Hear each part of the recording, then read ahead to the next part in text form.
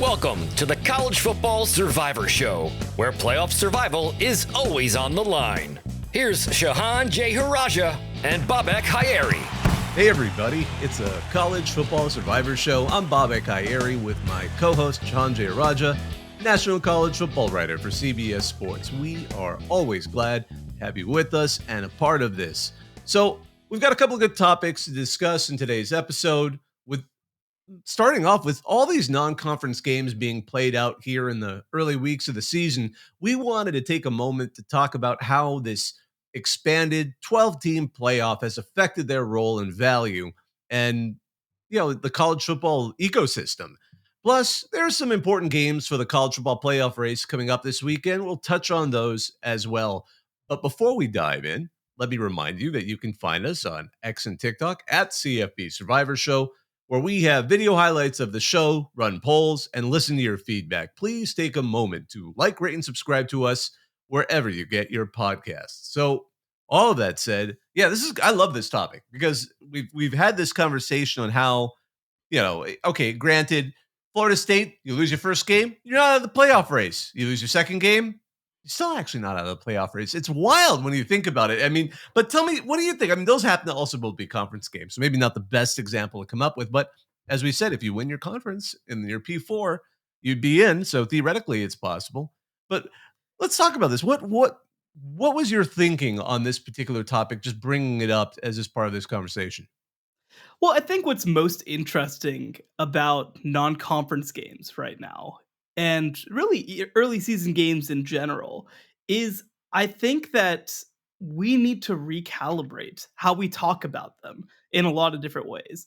One, from the perspective of course, with non-conference games, it really doesn't have to matter necessarily what happens in these games. Like, you can still rebound, you can improve over the course of a season and be in the conference championship race and have a chance to play your way into the college football playoff. That's something that's never happened before. The idea of improving and having a chance to play your way in. We see this obviously on the college basketball side with something like conference tournaments. If you win your conference tournament, it doesn't matter what's happened before that because you have that opportunity to ultimately grow. But the other piece of this as well is when we talk about early season games is one thing that I think I haven't loved that we've seen so far is that every conversation on, and let me just center this on broadcasts. Every conversation about a favorite, a big time team, specifically about Florida State, when you talk about these games, it's a lot of making excuses like, oh, well, here's how Florida State can play their way back. I think that this is such small thinking when it comes to the new college football playoff. Because, yes, Florida State, I mean, they would need some things to go right for them, but it's humanly possible for them to be 6-2 in ACC play and make it to the ACC title game and win out. Like, that's technically possible. At the same time, what's actually more interesting is now Georgia Tech and Boston College are 1-0 in conference play with favorable schedules. Like, all of a sudden, we have this idea that, oh, well, the historically we've had like Florida State and Clemson and if one of these two teams loses, like, the race is over, right? Well, no, now the race is wide open. We don't necessarily know who's going to come out and have a chance to potentially play. I mean, I think Miami looks like that team from the ACC, like we kind of projected before the season, who maybe comes up. But like, I think that when you look at the ACC right now, after the first couple weeks of the season, the race is actually much wider than I think that it was when the season started. And so I think that in some ways we need to sit back and recontextualize what's going on. And again, as we look forward to some of the games in week 2, week 3, week 4, as we look at the beginning of conference play, like, we need to recontextualize not just what these games will mean for individual teams, but how they could shape the entire college football playoff picture. This brings up an interesting question because has the 12-team playoff and the fact that playing these big games won't necessarily ruin your playoff chances, has it in a way somewhat devalued games against totally outmatched opponents? Now, I'm not going to say the G5 because sometimes sometimes you schedule a P4 team and you end up getting the absolute worst team that they've ever turned out. That happened years and years ago. I remember when USC had a 5-8 year plan to play Nebraska when Nebraska was great. And then they ended up with Bill Callahan's Nebraska, which had no idea what it was doing. They turned into blowout wins. But so G5s, I'm not going to pick on you because sometimes you have a great coach. Sometimes you do. Sometimes you don't. Some teams are more perennial than others. But next thing you know, Vandy is beating you in overtime, which isn't the G5 team. But I just wanted to give that a shout out to our friends in the doors. But has it devalued maybe FCS program games? Because they are always kind of a lose-lose in a lot of ways. If you don't blow them out, if you blow them out, great. That's what you were supposed to do. Ole Miss, sure, you absolutely clobbered your opponent.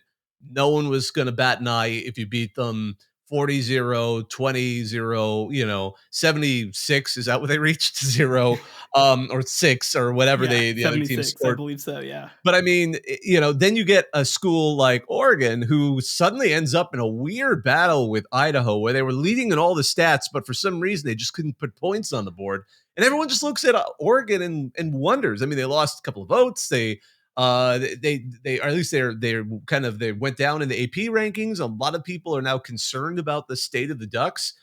And had they had a game of similar caliber against, gosh, I wonder if they had played Fresno State in that kind of game, would people have batted an eye as much as Idaho? I'm not sure. So I'm wondering, is this devalued those, which is the opposite? Because at one point with the 14 playoff, and we heard, Lincoln Riley kind of echo this before the season. It seemed like he had the old thinking where we've got to make simpler games. We've got to have easier games because all you need to do is get as close to running the table as possible. Sorry, Florida State. And you will get into that playoff. But now, why not have that great game? And it's a tune-up. It's a challenge. I mean, I'll get back to that in a second, but I think there's more value to these games now in the 12-team playoff. Well, I think that there's two sides of this coin. Because one, if Oregon plays a better opponent, maybe they lose that game, right? Like maybe with some of their offensive line issues that they had, maybe they just like straight up lose that game. And so I think that there's a balance to be found. So I remember back when I was covering the state of Texas, like Gary Patterson had a philosophy that he had, and this was for three non-conference games. Some conferences, of course, play 4 non-conference games, which they should not, but that's a whole other conversation. And the way that he kind of viewed it is, we want to have one essentially guaranteed win. Like we want to have one guaranteed win. It can be an FCS, it can be a low tier G5, but like we want to have one game that we can just come out and play well and feel good about ourselves. And I think that's important, right? Like, I mean, I think of like Colorado this year. Colorado's easy game was against North Dakota State. That's the easiest game on their entire schedule, and they nearly lost. I think that, again, short of maybe being the top of the top, like you just need a get right game, right? Like maybe for Ohio State, it was against Akron, right? To play another MAC opponent. I actually really love, and again, this is some of my Texas coming out. I love when that first game is against an in-state team, especially. I love, when it's funding HBCUs. I think that's always a great situation for everybody, right? I've seen Prairie View A&M on a lot of these schedules before, but I think you need one get right game, right? And then I think you want sort of a mid-tier G5 for TCU. Historically, it was SMU, right? That historic rivalry game that they played every year. And then you want a stretch game, because I think that especially in this new era, you're not going to be punished all that much for stretch games if you play close and lose. Now, different programs are in different stations of life. I think of a program like South Carolina, who has the built-in game every year against Clemson. I get the idea when you're just trying to get to 6 and you have a guaranteed loss essentially on your schedule. Maybe those other 3, you're just prioritizing trying to pick up wins. Like maybe you're just prioritizing trying to pick up wins. But that's also because I think that, unfortunately, South Carolina doesn't necessarily have the goods as a program to be an actual college football playoff contender. And I think Old Dominion put a put a big hole in that one. Oh my gosh! Yeah, that was an interesting one. Thank God for Dylan Stewart, the 5-star defensive end, who caused some real havoc for South Carolina there. But I think that if you are a mid to above average level of contender, right? Like, think of the Oklahoma States, think of the Wisconsins. I think that trying to weigh out those games and have a stretch game, which, by the way, Wisconsin has a hell of a stretch game with Alabama on the schedule this year. But I think that that's a good way to frame things. I think the value of not playing in non-conference, like not playing a good game, I think that that's just not all that valuable anymore because look, if you are, and we're going to talk about this a lot more when we get to the actual games, especially this weekend, but if you are a non P2 team, the best way for your conference and for you to play your way into the college football playoff at large conversation is to have a win over some of these other contenders. NC State, Tennessee, that's going to be a huge game this weekend, not just for these two programs, but for the Atlantic Coast Conference to be able to build themselves some credibility to get a second team in. And if NC State loses the game, well, their main pathway was going to be through trying to play through the ACC title game anyway. So it doesn't really hurt you all that much to play a game like this, whereas you can help yourself a whole lot. If you're in one of the big two, I think that yes, there's benefit to just winning those games and just having, pretty good wins on your schedule. But it also, I think, if Tennessee goes and beats NC State, that one establishes them as a legitimate top 15 team, right? Like it establishes them as like a level of quality, whether or not they actually make the college football playoff, but they would have a great shot if they to make it if they did. And I think the other piece that they can add is like it allows you to sort of flex your muscles a little bit as one of the P2 programs and say, well, we are up there competitive with the best teams in the ACC, even if we're finishing fifth or sixth place in the SEC. I think that sort of thing is important to just building your own individual program brand as well. So I think you're right. There's much less reason to not play these games than there was in the past. Now, I think you want to find a balance. I think to West Virginia, a program that I've covered for a long time, where they would schedule 2 hard games every year because they want to play their Northeast rivals. And they're lucky last year that Pitt wasn't very good, and Pitt might not be very good this year. And so they don't go 1-2 potentially against Penn State and Pitt. But like you have to find your balance in some ways too heading into conference play. But there's much less reason not to play these games than there used to be in the past. Yeah, because I mean, you have an opportunity to tune up when you play these games later, especially if they expose some issues that you can address. Sometimes they expose issues that are going to be a problem for the whole season. It's interesting you mentioned South Carolina and then comparing it to Gary Patterson's scheduling philosophy because the other USC, the one on the West Coast, historically, because they had always had 3 non-conference spots, even when the Pac-10 became the Pac-12, they just added a 9th conference game, so they were always set at 3. One of them was always locked up by Notre Dame, which was always going to be a challenge. Their whole philosophy was, and I thought this was really interesting. They would always schedule one, what we now consider a G5 team, because they're still the only team that's never played FCS, and one home and home with a P5, P4 team.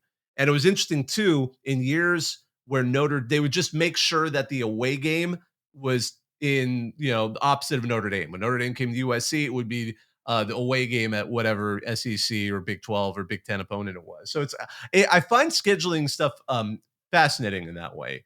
But at the same time, I think I'm curious to see if we have a run of champs in this new 12-team playoff, and it won't be immediate. Like we need like a kind of some evidence over time where we start to see some of these teams have taken early losses or played those games and then managed to play their way into the playoff, get stronger as they went on, and then gone on to win the whole thing. Boy, that would be interesting. Then I wonder if we'll see more open. I don't think we'll see any massive shifts because also, as anyone who's follows scheduling knows, these things get booked out far in advance, unless it's like maybe slapping a kickoff to the beginning of the season where suddenly you get that kind of opportunity. I'm very curious to see where it goes. I wanted to ask you a question because now that we've had a couple of marquee non-conference games, I'm trying to think of the five kind of P4 teams. I'm not saying these were all contenders for the college football playoff, but they were all teams where I think at one point or another, you could consider them, I wouldn't be shocked if they made it into the playoff as an at-large team, if not a champion. The 5 teams I'm thinking of here, obviously West Virginia, we just briefly talked about them. Florida lost to Miami, Clemson, LSU, which of course lost to USC, and Texas A&M, which lost to Notre Dame. Of those 5 teams, and maybe this is a pretty big topic, but off the top of your head, which one do you think has the best chance of fighting their way back into an at-large spot? It's a good question. I think that for me, I look at Florida. I think that they're they're Yeah. cooked. Like, I think that they're cooked. Florida State, I didn't even bother to bring up at this point. Yeah. Well, Before Monday, I might have brought them up. Not anymore. Yeah. I think that after losing the way they did to Miami, that their shot at an at-large is just not gonna happen. And then on top of that, they play like the hardest schedule in the history of football. So I think that they're absolutely cooked. Everybody else, I could see a pathway. I think that the best pathway still probably has to be Clemson. Look, Clemson has some issues, 100%. But I do also think that their defense is going to give them a chance against most of their schedule. I think that it's still probably the best individual unit in the ACC overall. Miami's offense is going to give them some trouble. But and then I think you also look too. They only have 2 games against ranked opponents. They get NC State at home. If Clemson beats NC State on September 21st, I think they're in a really good position to at least make the ACC title game. Also play Louisville, but their 2 tough road games at Virginia Tech, at Florida State, suddenly look a whole lot less scary than maybe they did a couple weeks ago. So I think that Clemson is the team right now that is probably in the best position to rebound. And realistically, right? Like I thought that Texas A&M top 15 to 20 team. I didn't think they were going to necessarily be in the playoff conversation because there's just too many teams ahead of them. West Virginia, I have them just outside, and I don't know that they showed me a whole lot in week 1 that I hope to see in terms of improvement from last year to get to that top group in the Big 12. And I think that the Big 12 is more likely to be a 1-bid league than a 2. And I don't think that West Virginia has a pathway as an at-large. They would have to win the league. And it's just a lot of teams to wade through. And as opposed to Clemson, who you talk about them being the most talented team in the ACC, just from a pure recruiting standpoint, West Virginia is very much not that. Yeah, and I think, for example, with Texas A&M and LSU, in other conferences they might have a shot, but the problem is the rest of the SEC, even if they let in 4 or 5 teams, there are others you could easily think that at this point in the season that would probably make it ahead of them and defeat them in a head-to-head conference contest when they get to that point.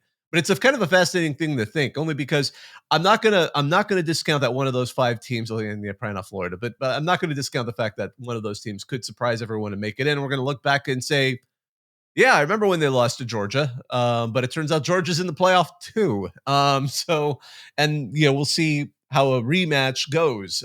Sometimes you get a better outcome. So I'm not gonna make a claim that that's necessarily going to happen if it were to take place here. One other thought I had with these non-conference matchups. Is it more beneficial then for the G5 to stay and play themselves, or should they reach out more and try to pull in more of these P4 games? Oh no, I think you want to keep striving, right? Like the only bad scenario for you as a G5 team is if you just get obliterated by one of these teams. We're going to see a game in Boise State, Oregon that we'll preview in a minute. Like at one point, right? Like we saw Oregon Liberty. Liberty was set back by what happened in that Oregon game last year. But almost every other scenario where this has happened, the G5 team has benefited. I think back to Cincinnati versus Notre Dame in 2021. They made the 4-team college football playoff because they scheduled a really hard game against a team that finished number 5 in the country, just straight up flat out. And so I do think that there's still a lot to be gained. Now, do you want to be Western Kentucky scheduling Alabama all the time if you're trying to make the playoff? Not necessarily, but I do think that there is something to be gained by playing these games. The tough thing, and you alluded to it at the top of the show, is that you don't know when these games are scheduled, what these teams are going to be. I think back, I remember back in 2013, 2014, Baylor was getting killed for their non-conference schedule whenever it was talking about the BCS, when it was being talked about the college football playoff. And this is back, of course, when I was a student there and covering them. And the reality is, like, you don't necessarily know how good some of these teams are going to be, right? Like SMU ended up, I think, going 1-11 in 2014. That's not what SMU was when the game was scheduled. They were having some success under June Jones. So, like, you just don't necessarily know sometimes how these games are going to work themselves out. Now, of course, the big thing is that really every power conference has to schedule games against other power conference teams. Like that's a requirement for essentially every single one of them at this point. But I do think overall, like, if you're a G5, like, you want to strive, you want to try to beat teams. I talk about if you're in one of the non P2 conferences, in the ACC or the Big 12, you want to strive because punching up you can only benefit from that. I think that's true in the G5 as well. This is such a big project. I would never dare do it, and I don't know many reporters who have the time to do it. But if somebody could make like a program that would quickly analyze, and it would involve a lot of research, when all these games over a period of time were actually planned, look at the rank of the 5-year average rank of the team before it was planned, and then look at the team that they ended up with on the schedule, that could be a really intriguing body of research. Although again, that what I know what I described was massive, so I'm not saying like, hey, tune in next episode as we go over the numbers. No, but my goodness, it would be fun now, I think, to just shift over to some of the games we have coming up this week. Before we take our break, I think we'll start with Texas and Michigan, because that's it's one of the marquee matchups. A lot of thought going into this one. A lot of work. I mean, I think they got game day. Am I right about that? They got all the attentions going there. Yep. I'm going to be honest. I'm skeptical about the quality of this game, but I'd love to hear your thoughts on it. It's an interesting one because 7.5 is a lot of points, and if I'm being honest, we've been up front. We don't think that Michigan's a legitimate college football playoff contender. We don't think that they're a legitimate top 10 team.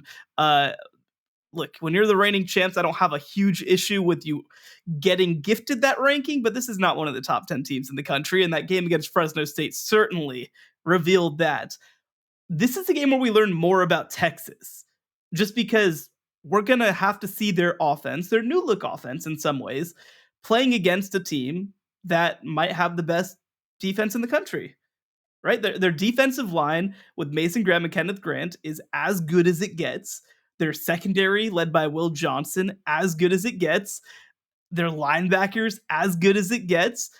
And Texas looked really good in week 1 against Colorado State. They showed some things, especially Quinn Ewers. I want to specifically touch on Quinn Ewers. They made a concerted effort to make Quinn Ewers make plays in the red zone, and specifically to pass the ball in the red zone to give Quinn Ewers reps there. And I thought he did a sensational job. So I believe he threw touchdowns of 6 yards, 7 yards, and 11 yards. And by the way, when you talk about red zone touchdown percentage last year, Texas was a bottom team in the entire country last year in that particular aspect of the game. They said, look, Matthew Golden, we want you to paint the back of the end zone, and Quinn Ewers, you got to throw dots. You got to throw it right on target in the corner of the end zone, in the back of the end zone, put it where only the receiver can get it and the DB can't. And he did it at an exceptional level. We'll see if it translates against a great opponent instead of against Colorado State. But it was a type of pass that we haven't seen him hit with consistency. The more interesting question to me in terms of evaluating Texas as a national title contender, because they're clearly a playoff contender, I don't even think that's a question, but as a national title contender, is going to be this Texas running game against the interior defensive tackles. Because even last week, I think they averaged 4.5 yards per carry against Colorado State as a team, which is okay, but it's fine. I really liked what I saw from the freshman Jarrett Gibson, especially in the red zone, a big physical back. But Jaden Blue was fine. He was okay. I think he missed part of the game with some nagging injuries too. But like, I need to see this run game show that they can make stuff happen within the 20. Like, that is going to be a huge part of whether Texas is a legitimate national title contender. It appears that Quinn Ewers has made the leap. I think defensively, we're going to learn almost nothing from this game about Texas, because Michigan's offense looks like a total disaster right now. But I think that when we talk about Texas offense, this will be a game that reveals, is this a playoff team or is this a college football playoff national championship type team? And ultimately, I think that 7.5 line is a good way for us to set it. I think that they're going to win by about 10 points. And if they hit double digits in this win, that's enough for me to say, okay, this is a team that we should expect to see in the semifinals. This is a team that we should expect to see in the national championship game. Yeah, because I expect from Michigan, at least, they're just going to try and slow the game down. I mean, I was reading a statistic that they average like 31.9 seconds per play against Fresno State, which indicates they are The best football games are the ones that are the least football at the University of Michigan. they're just trying to drag everything as slow-mo and just get. And I mean, and that makes sense. It's a legitimate strategy. So that'll be interesting to see how Texas responds to that, because if they set the pace of the game, Texas may not have opportunities they need to keep scoring and even test that offense. So it'll be an interesting situation, because Texas is obviously going to try and force Michigan into a situation where they might have to abandon their running game, which we'll see how Davis Warren. I mean, it's awesome that he got the start. It's a great story and all of that stuff, but great stories don't beat Texas necessarily. And the idea of forcing, because if Texas is forced to have to score quick, they can certainly do it. But I'm trying to imagine the circumstances that might make this game turn anything other than what I think will be a fairly impressive Texas victory. I'm not saying they're going to get blown out, but I think we're going to see a Texas team that, for all the reasons you said, is just in a different class at this point. At least on one side on both sides of the ball, but and one side that Michigan can't necessarily match. I'm going to be very curious to see. I mean, again, and part of the problem is, Colorado State, we're still not sure where they're at. I mean, I'm very much looking forward to seeing how they play Colorado in a few weeks, like a lot of people. But Well, I think that Colorado State isn't a bad team. They're a bad matchup for a team like Texas, because they're a pure air raid team, right? Like they are trying to play the intermediate passing game. They're trying to keep the ball. And when they can't do that against a team like Texas that can crash their linebackers and muck up passing lanes, like there's just not a second gear. There's just nowhere else to go. So I don't think that this necessarily says anything about Colorado State, the fact that they got blown out by Texas. Now, I will ask. We have a lot of confidence in Texas in this game. If Michigan manages to win this game, what does it look like? Again, I think Michigan that Michigan defense will force Texas into some turnovers. I think that's absolutely going to happen. They have the talent to do it. We mentioned Will Johnson in the secondary, maybe picking off a pass. I mean, there's opportunities there to get great turnovers. The defensive line will force Ewers into throwing passes that maybe don't land where they're supposed to land and turn into those interceptions. Plus, maybe the running game gets it going. As you said, Colorado State's an air raid team. This is a very different offense. And now we're going to see how Texas does. Again, we know Texas has reloaded a couple of very hard to replace guys on that defensive line. We'll see if maybe the Michigan offense can get a look, because that offensive line is still going to be pretty dang solid. I don't think there's any question about that. It's just how will they mesh together and move that ball forward. I know Kalen Mullings was a great part of that running game, along with Donovan Edwards, of course, in the Fresno State game. It'll be interesting to see what they also, and there's always this whole story, they're saving their best plays for their next opponent. I don't know if Michigan's even in a position to do that this season, but I'm curious. If they win, it's going to be because of some key turnovers and just slowing that game down to the point where Texas simply does not have enough opportunities to come back, where if they had scored faster, and then Texas will just march down the field. So forcing those moments are going to be key. And it is fascinating, because it really is. If Michigan wins, it's going to be the defense. They're going to have to pull their best version of Iowa, I guess. So there's two things that I'm going to be watching to see if Michigan can give themselves a chance. One is red zone opportunities.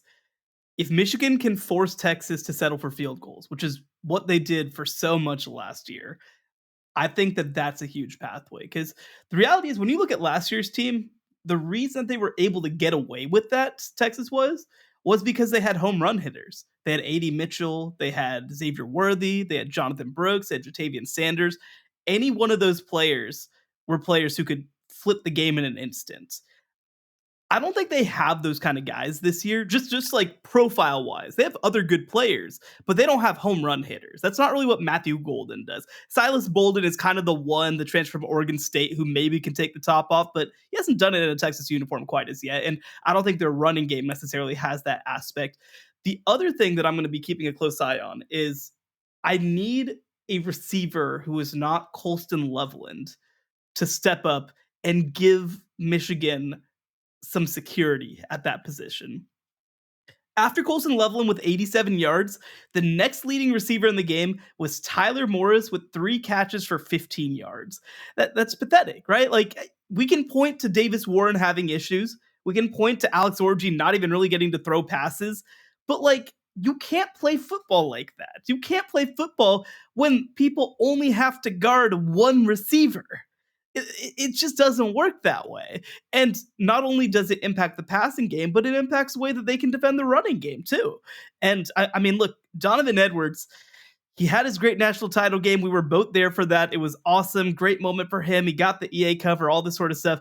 He's been a 3-yard per carry back for most of the past year and a half. I don't think that you can just count on him to just make things happen. Now, maybe this is a big enough game. You know, he loves to show up in big games. Maybe this is a big enough game where you get the breakaway, but I think that you need a receiver to just give you something on the outside, especially. And I think that I'd also, from that perspective, like to see a little more Alex Orji and be willing to say, hey, let's play a little option, man. Let's play a little power. Let's acknowledge the fact that we don't have a downfield threat and try to win with numbers, because this Texas team is not one that necessarily is built heavy-wise to necessarily play if you run out 7 offensive linemen, right? Like, this is something that we saw Michigan do at times last year. They have this more combination of, like, we're built to deal with SEC passing games. Now, I don't want to, like, this isn't 2013, right? Like, they're not running out 210-pound linebackers or anything like that. But I do think that if you're Michigan, like, you want to challenge Texas from a physicality perspective in a way that most teams just aren't going to, and certainly that Colorado State didn't try to get them to do. So I would be run out 3 tight ends, man. Like, run out some extra offensive linemen. We saw Jim Harbaugh, actually. I saw this great tweet today that the Chargers just added a 300-pound fullback.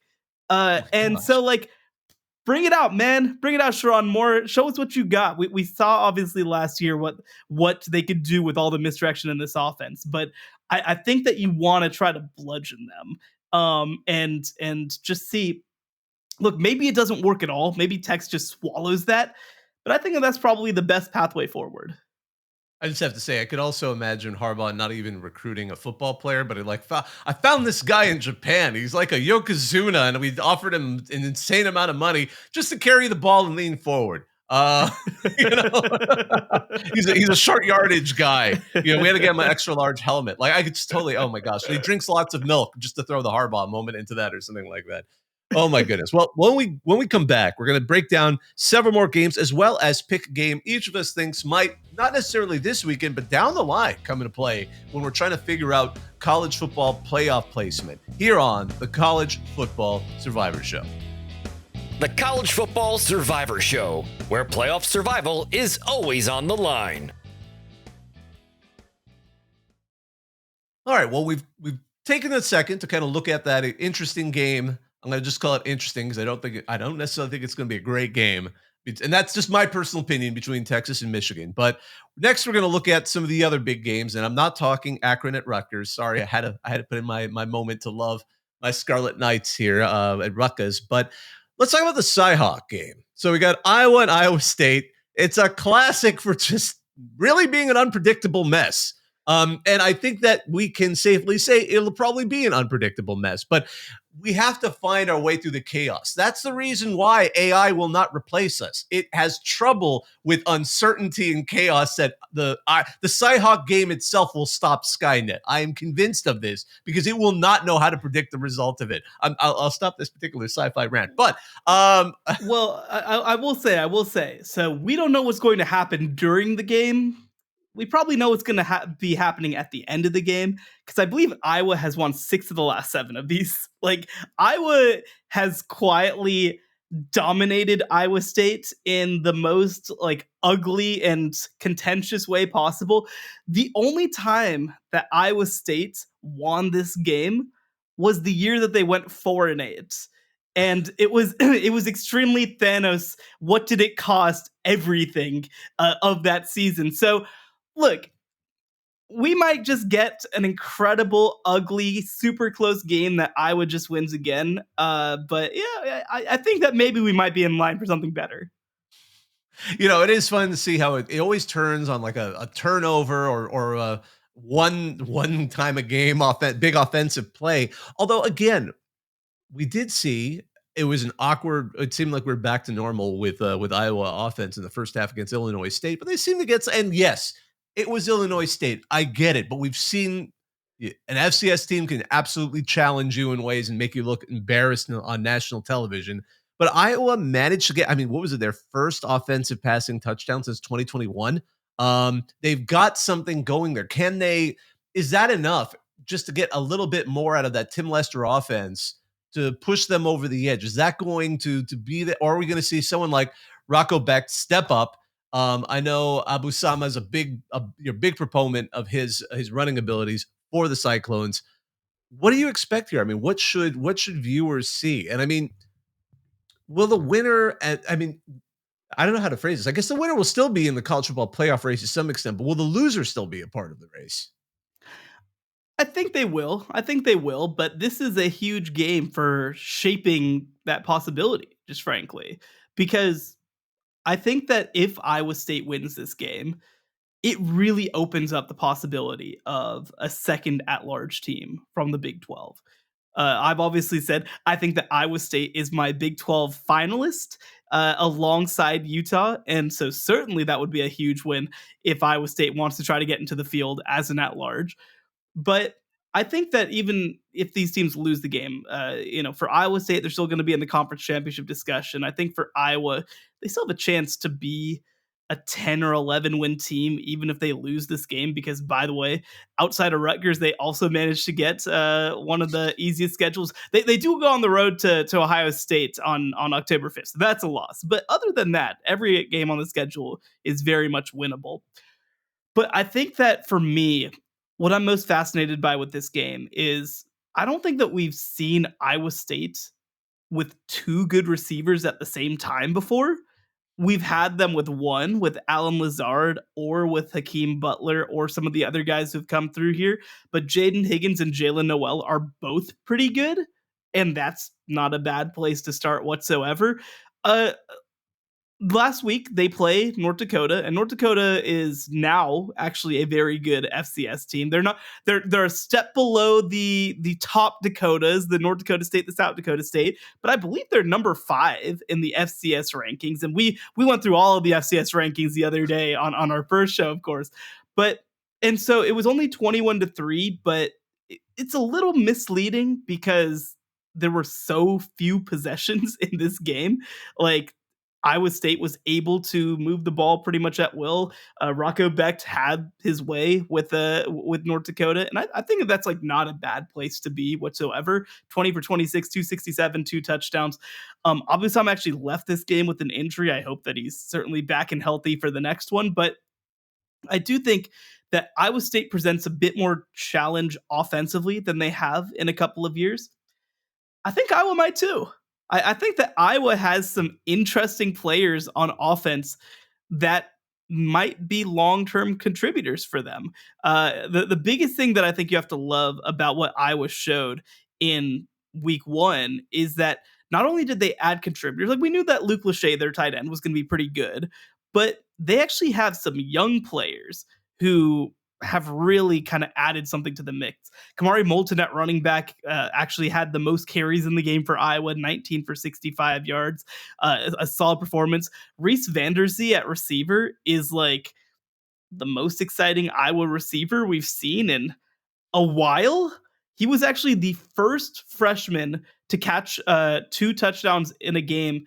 Or I think it was, the first Iowa receiver with 2 touchdowns in a game since 2021. And the first Iowa freshman to have 2 touchdowns in a season since 2017, I believe the stat was. So it's been a hot minute since they had a freshman receiver do something interesting out there. So I'm not saying this game is going to be won at outside receiver. I want to be clear about that. It's going to be won on defense. But I think that there are some dynamics that make this potentially an even more entertaining game than what we've seen in previous years. And also, by the way, there's all the stakes that we mentioned. Oh yeah, absolutely. I think this is going to be more entertaining than usual, and I'm looking forward to it. The Cyhawk game is going to be less looking at a train wreck and more looking at um, well, I'm not going to go so far as to say not a wreck, but it'll be interesting. It'll be more colorful. It'll be more. There'll be more. The trains will be The, painted before they hit each other. the trains will be on fire. It'll be so much fun. Oh my goodness. Well, the next game I wanted to talk about here is the game happening in Charlotte, one that is absolutely, we've talked about it even in the offseason quite a bit because it seems to be a potential benchmark test between the Tennessee Volunteers and NC State Wolfpack. Lots of things going on there. Tennessee looked pretty dang good in their FCS tune-up game. Was it an FCS game? Oh my gosh, I forgot. Did they play? Who did Tennessee play? Charlotte, yeah, Chattanooga. Yeah, So, Chattanooga. or was it NC State though? Not they played so, Western Carolina. Yeah, and they were not as quite as impressive because Grayson McCall seemed to have a little bit of a time trying to adjust to everything going there. Not sure what to make of it. I'm not sure if I'm a little more concerned going into this game than I had been prior to it. I was having a little bit higher hopes, I think, before. I mean, what do you think? Where is this game now in the importance? I mean, in a way, we could certainly say it is a bit of an opportunity for the ACC to prove itself against an SEC opponent. And you've already mentioned that, but what else? What are the other storylines to you in this game that have a lot to do with this college football playoff? Well, I think that the game against Western Carolina was weird, and I did not like it. And frankly, I expected better from NC State. But I'm also not necessarily sounding the alarm about this team by any means. I think that it's one of those week one things, right? Like the players who you expected to play well ultimately did play well. Jordan Waters, somebody I've talked about all offseason, 2 touchdowns, 124 yards. Casey Concepcion, a guy that you've been talking about all offseason. Phenomenal. Yeah, 9 catches, 3 touchdowns, 121 yards. And so I think that this might just be a like, oh, that was kind of an ugly, mucked up type game in week one, and maybe not a whole lot more than that. The issue is that I worry that Tennessee might be as good, if not better, than we thought that they might be. And we, I think, heading into the season, thought that Tennessee had an advantage in this game. Neutral site, so that's going to help. But I think that when you talk about Nico in that week one game, like he set the place on fire. And the question for NC State is going to be, because I've talked about with this offense, the way that they play, if you are at a talent disadvantage and you can't hang with their speed, then nothing else matters. Like it's just over if you can't do that. I don't think that NC State's going to be in that position. I think that they're going to be able to hang. I think that they're going to be able to muck things up a little bit.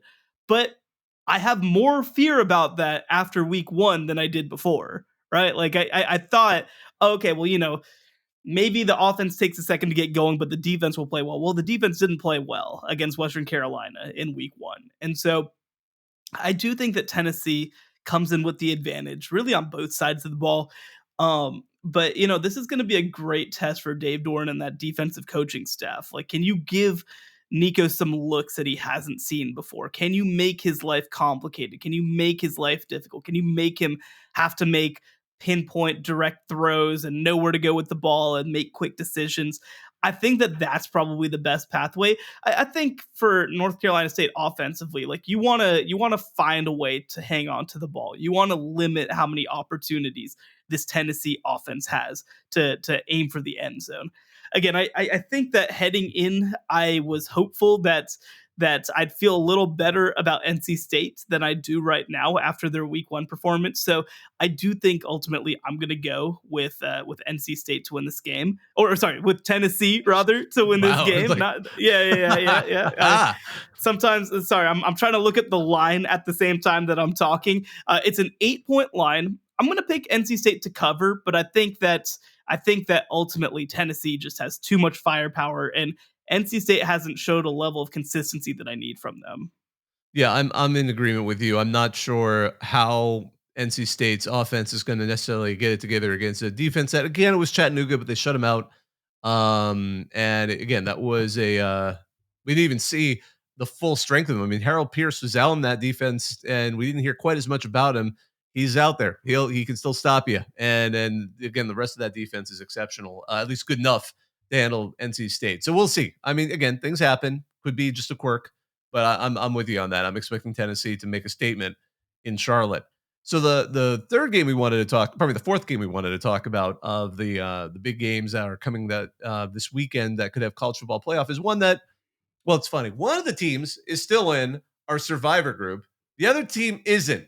And you may be surprised to learn which is which. And because we love to get a little daring, we love to get a little exciting. So in our last episode, some of you may remember that we had to eliminate someone from the group.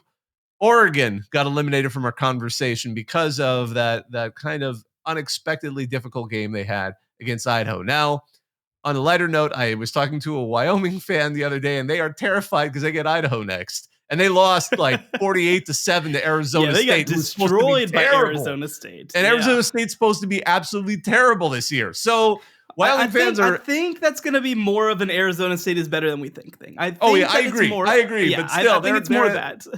Craig Bull's gone. They are absolutely nervous that they're back to being a pretty messy Wyoming team. And they've got a team that would love nothing more than beat another Rocky Mountain team. So all of that said, Oregon is going to be hosting Boise State. Now, Boise State had its own hands full against Georgia Southern in that firefight where Ashton Jeanty, yes, he scored 6 touchdowns, but they needed all of those touchdowns to stay in that fight. I'm a little more than a little concerned about this game because the Idaho run game couldn't get much going against the Ducks.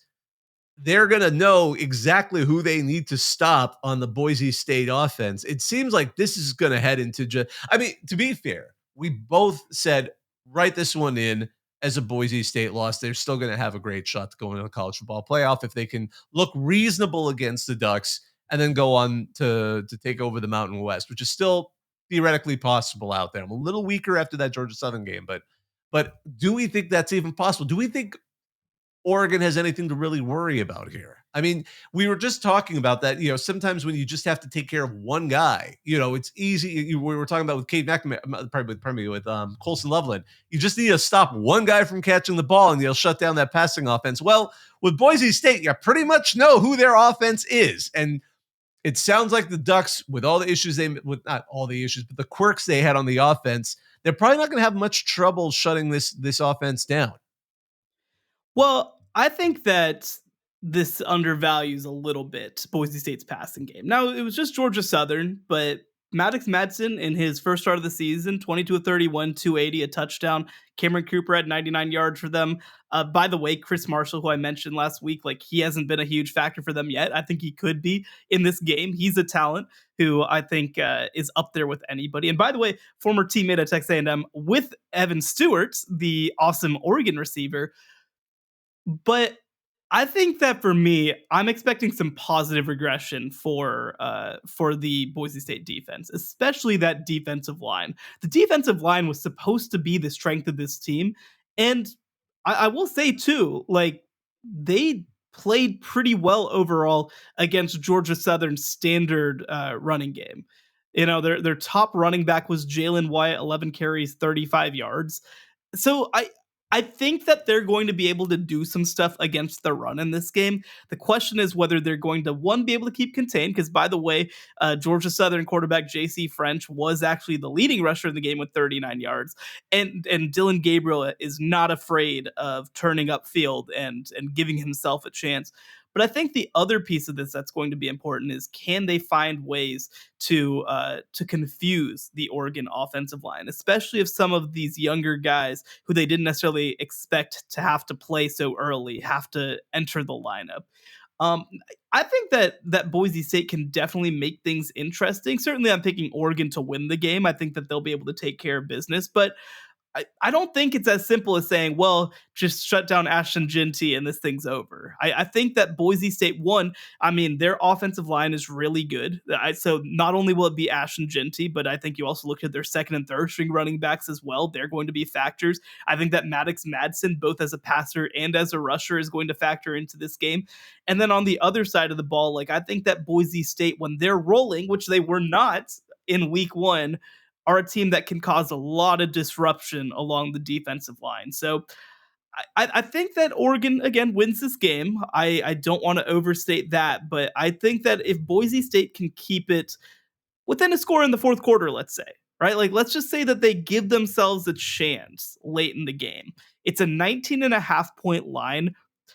I'm going to say that it ends somewhere more in the 10 to 14 range. And that to me would be a pretty successful run for Boise State.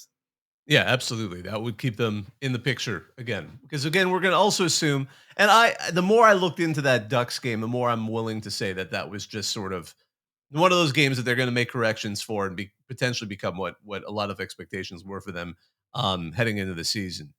For the last bit, we just want to take a quick conversation about a game each of us thinks, and we haven't coordinated on this, could have unexpected downstream impact on the college football playoff. Lots of games to choose from, potential ones to choose from.